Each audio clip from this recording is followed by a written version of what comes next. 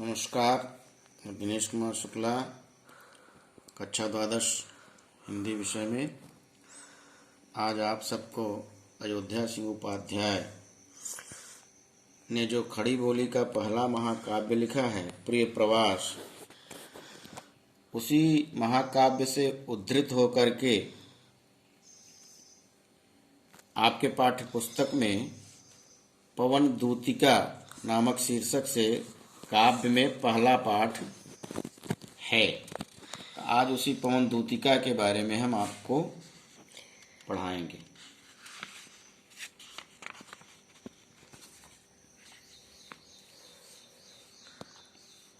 बैठी खिन्ना एक दिवस वे गेह में थी अकेली, आके आंसू दृग युगल में थे धरा को भिगोते, आई धीरे इस सदन में पुष्प सगंध को ले, प्रातः वाली सुपवन इसी काल वातायनों से।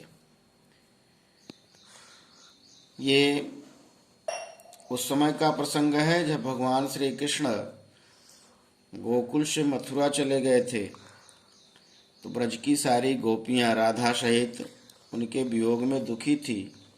एक दिन राधिका अपने कक्ष में अकेली बैठी थी, खिन्न मन से, दुखी मन से बैठी थी। कृष्ण के वियोग में उनकी आंखों से आंसू टप टप बह रहे थे।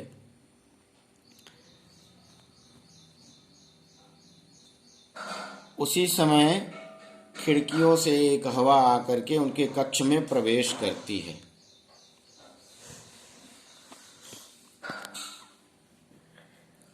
बैठी खिन्ना एक दिवस वे गेह में थी अकेली, अकेले ही वे एक दिन।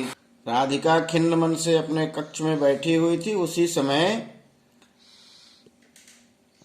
एक पवन उनके कक्ष में प्रवेश करती है। बैठी खिन्ना एक दिवस वे गेह में थी अकेली। राधिका एक दिन अपने कक्ष में अकेली दुखी मन से बैठी हुई थी। आके आंसू दृग युगल में थे धरा को भिगोते। उनकी दोनों आंखों में, दृग माने नेत्र, युगल माने जोड़े, दोनों नेत्रों में आंसू आकर के धरा को भिगो रहे थे। आई धीरे इस सदन में पुष्प सगंध को ले।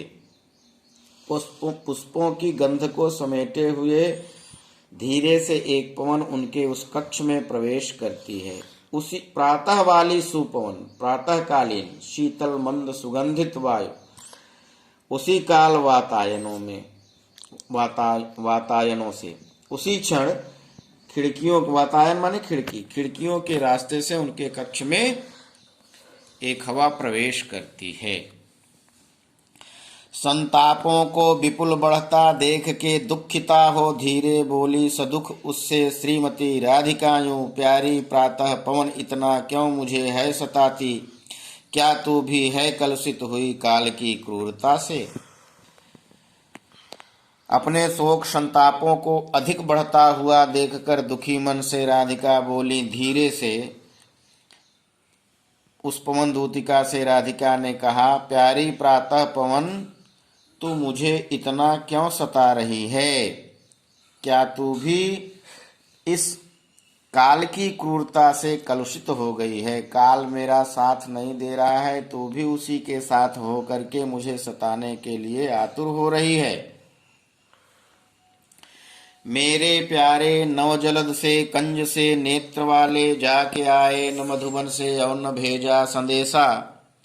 मैं रो रो के प्रिय विरह से बावली हो रही हूँ, जाके मेरी सब दुख कथा तू श्याम को सुना दे। फिर राधिका ने पवन दूतिका से कहा,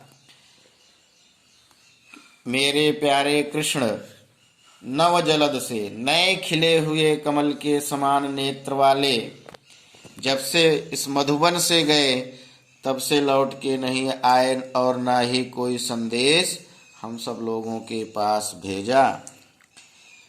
मैं रो रो के प्रिय विरह से बावली हो रही हूँ। मैं उनके विरह में रो रो करके पागल हो रही हूँ। जाके मेरी सब दुख कथा तू श्याम को सुना दे। और जा करके तू मेरी सारी दुख कथा मेरे उस श्याम को बता दे। जिस प्रकार से कालिदास के मेघदूत में यक्ष और यक्षिणी का संदेश भेजना, बादल को दूत बनाकर, मेघ को दूत बनाकर, उसी प्रकार से इस पवन दूतिका में अयोध्या सिंह उपाध्याय हरिअवध जी ने राधिका के द्वारा पवन को दूतिका बनाकर कृष्ण को संदेश भेजने का वर्णन किया है।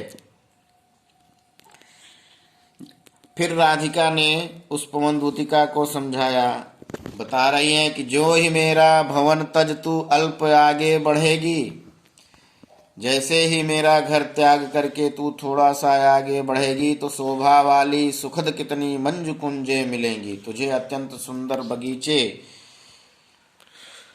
फूल खिले हुए छोटी छोटी बड़ी बड़ी बगीचियां तुम्हें मिलेंगी। प्यारी छाया मृदुल स्वर से मोह लेंगी तुझे वे, और उनकी प्यारी छाया तुझे मोहित कर लेंगी। तो भी मेरा दुख लख वहां जान विश्राम लेना।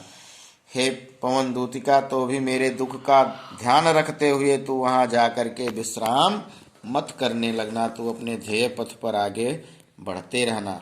ये 4 पद के बाद 5वां पद फिर अगले कक्षा में हम आपको पढ़ाएंगे। धन्यवाद।